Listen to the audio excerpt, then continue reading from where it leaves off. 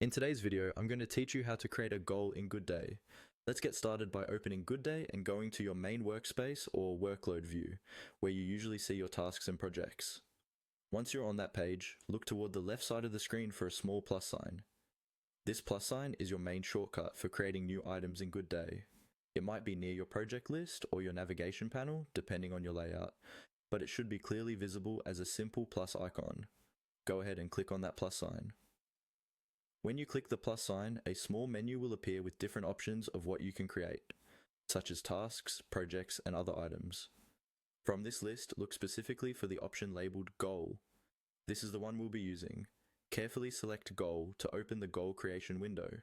If you don't immediately see it, you may need to scroll through the options, but in most cases it should be listed right away.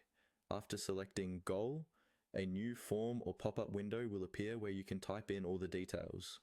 Start by entering a clear, descriptive title for your goal.